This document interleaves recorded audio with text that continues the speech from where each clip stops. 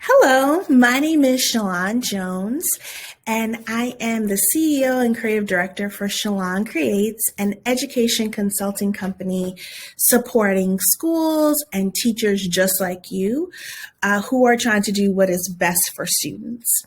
I also work with a charter management organization helping and focusing on having research-based interventions to make sure all students are getting what they need. But you came here to learn a little bit more about culturally responsive teaching.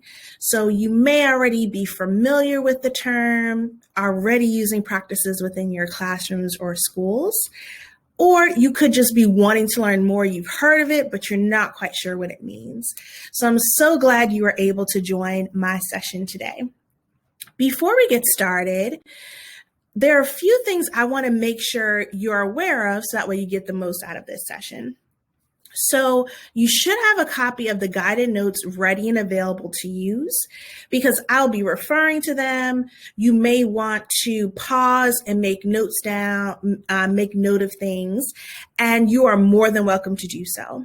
And there are actually going to be times where I am going to tell you to pause because there is work that you're going to be doing in order to get the most out of what we're going to be learning today. And then please know that this session is only the tip of the iceberg.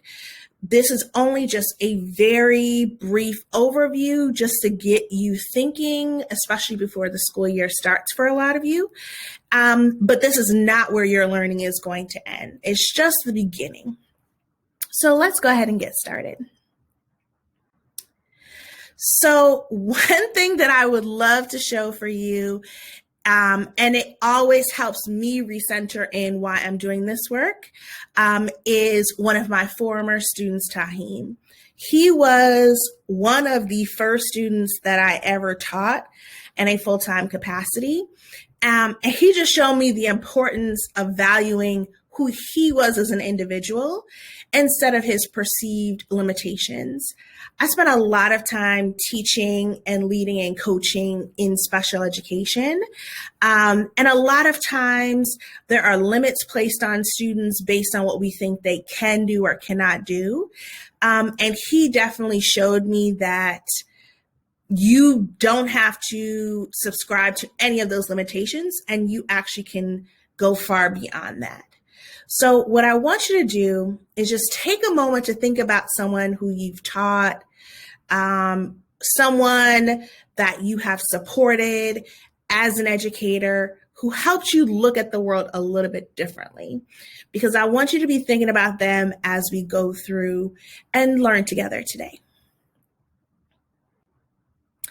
So just providing a brief history.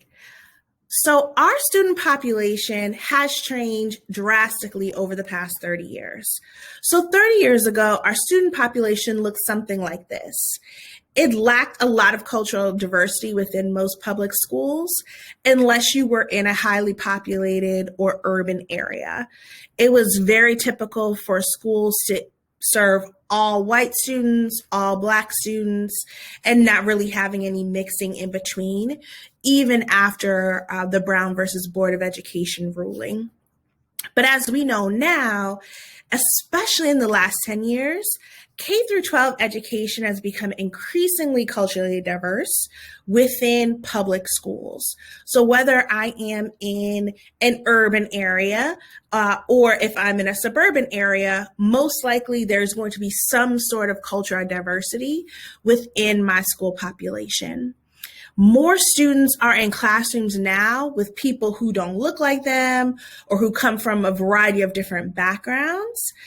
But with that, our educator population has not changed as drastically.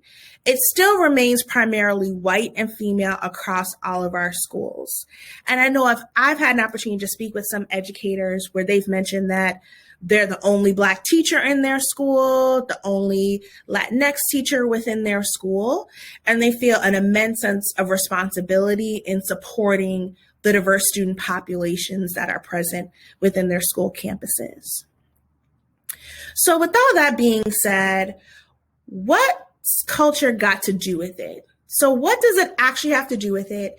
And why, as an educator of color, do you need to spend time thinking about and focusing on culture? Well, let's go back and talk about what culture actually is. So culture, by definition, means the customs, arts, social institutions, and achievements of a particular nation, people, or other social group. So based on that definition, we can see that culture goes beyond race or ethnic group and shapes the customs and achievements of a group of people. So even if I look the same as one of my students, that does not mean that we're coming from the same experience or even have the same race or ethnic group.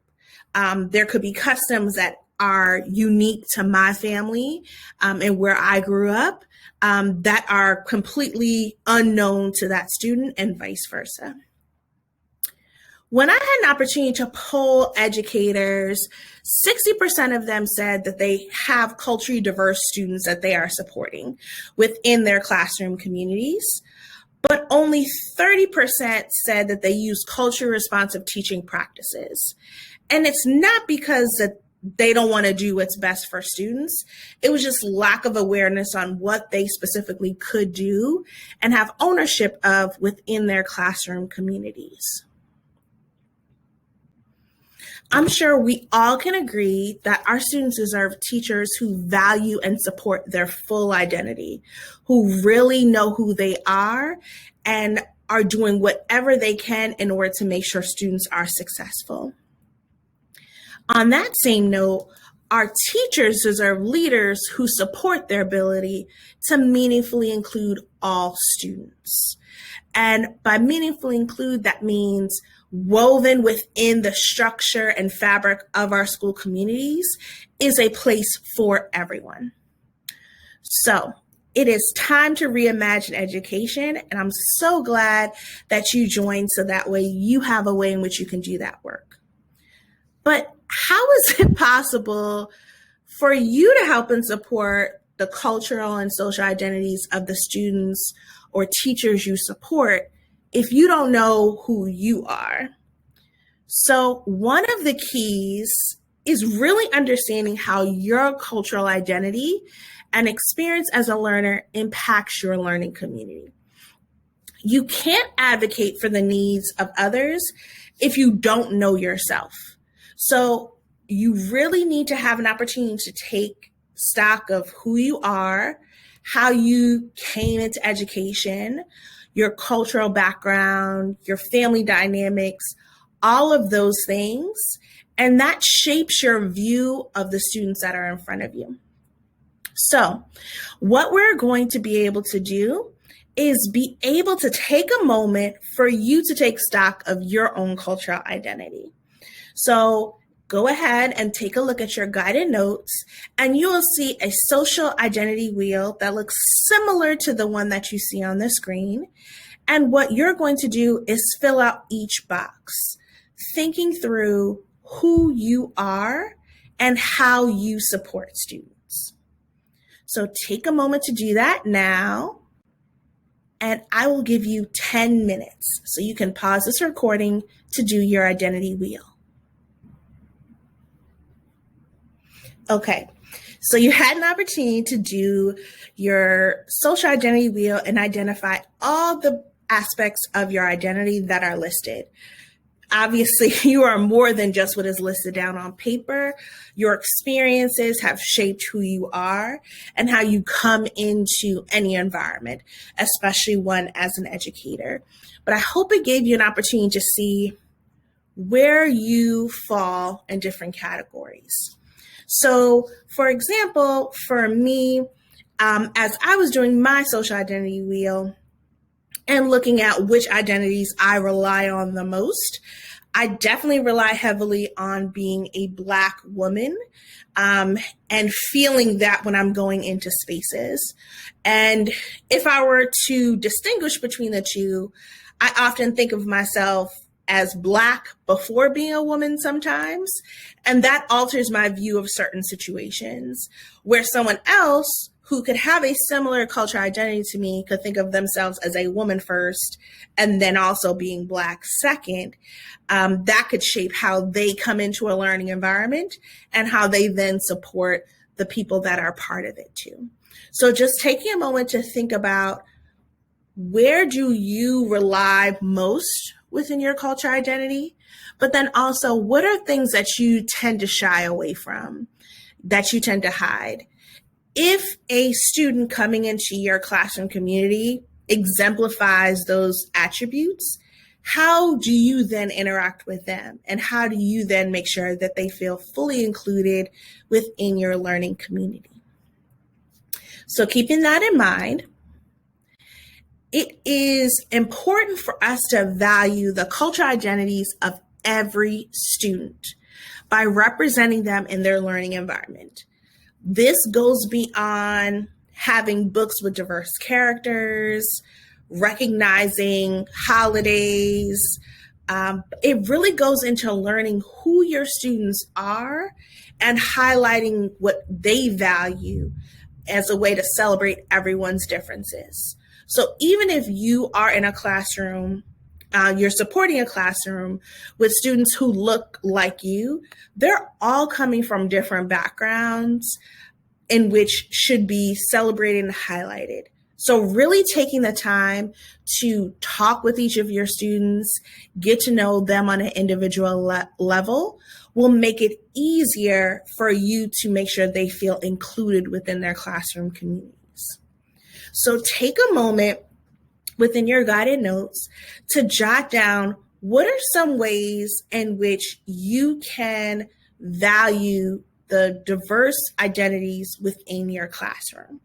So take a moment to jot a few things down, and then we're going to dive into what actually is culturally responsive teaching. So culturally, in order to fully support students, we need to be able to use culturally responsive practices to support their needs. So let's talk about what actually is culturally responsive teaching. So culturally responsive teaching, coined by Dr. Gloria Ladson-Billings, is a way that empowers students to maintain cultural integrity while succeeding academically.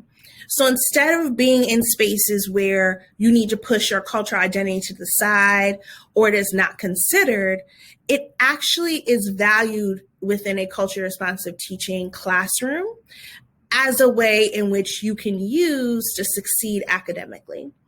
So by highlighting the differences among us, we actually can learn and grow together. Elements of culturally responsive teaching include creating learning partnerships with students and their families based on trust. It is especially important that our students and families believe in what we are saying and that we have their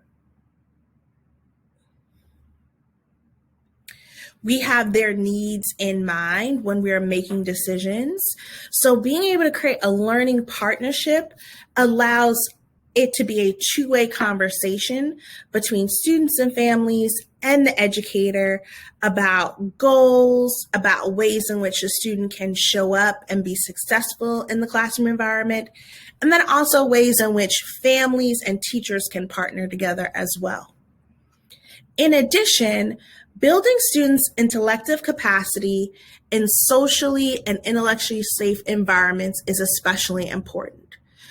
It is extremely difficult to learn in an environment in which you do not feel safe and that you do not feel that your ideas are valued. So being able to help build students' ability to make connections between what they've learned previously and what you are trying to teach them will only happen if they feel safe. So making sure that your environment supports all learners, regardless of perceived academic ability, is going to be important in making sure everyone is learning with you every day. Using equity to guide your leadership in and out the classroom help support not only a culturally responsive classroom, but a culturally responsive school community. So recognizing where are we leaning in to support students? Are there areas in which we need to use more resources related to diversity, equity, inclusion? How are we setting up our school communities to make sure everyone is included is especially important for this work to go beyond your classroom community. What I would love for you to do is you're actually going to have an opportunity to use a little bit of design thinking to create a culturally responsive classroom. You can use your classroom and the ideas that you have in mind for this upcoming school year to help guide this work. If you are a school leader, think through what are ways in which you can create a culturally responsive school community. So what you're going to do is pull up the Jamboard that is linked into your guided notes and be able to follow through each of these steps in order to create your own design. So the first thing that you're going to do is imagine the ideal. So take a moment and think, in a perfect world, what would your culturally responsive classroom look like? What would it sound like? And what would it feel like? Try to get as specific as possible so that way you can actually envision it in your mind. What would your culturally responsive classroom be? Next, we're going to talk about the reality. So how does your classroom currently operate? Are there elements of culturally responsive teaching? Are there not? Just lay it all out there and describe the reality. Okay, now that you have your ideal and you understand what the reality is currently, what's standing in your way from making your ideal the reality? In the discover portion, you're going to think through what obstacles are standing in your way, whether it is school policies, your own understanding and limitations, anything at all that you can think of, list them down so that way you can actually see what the obstacles look like. Next, you're going to interpret your findings. So now you have the ideal, you have the reality, and you have listed some obstacles. Do additional analysis to see, why am I further from the ideal than I want to be? What are things potentially that I can do or get support with in order to get closer to the ideal that I've listed as well? Next is the fun part. You get to brainstorm solutions. They don't have to be huge, life-changing solutions, but they could be. So think through all of the potential solutions that you can come up with to get closer to your ideal and make your ideal your reality. After looking through all of the ideas that you brainstormed, what I want you to do is select one of those that you're going to create a prototype with. So what that means is thinking through how you would plan for this to become a reality. How long would this take? What resources would you need? What support would you need, either from within your school community or any of your teacher friends or resources that you have available? What you're going to do is lay out a plan to make this a reality. So thinking through what is going to happen at the beginning of this upcoming school year, or if you've already started, how you can shift things to get closer to your ideal is what's going to be at the top of your mind. Think about the student that you had in your mind from earlier and imagine them in that environment as well. What is something that they needed that they may not have received? What is a way in which you would want to support them within your culturally responsive classroom that you may not have considered? So with all that in mind, I'm going to go ahead and allow you to get to work.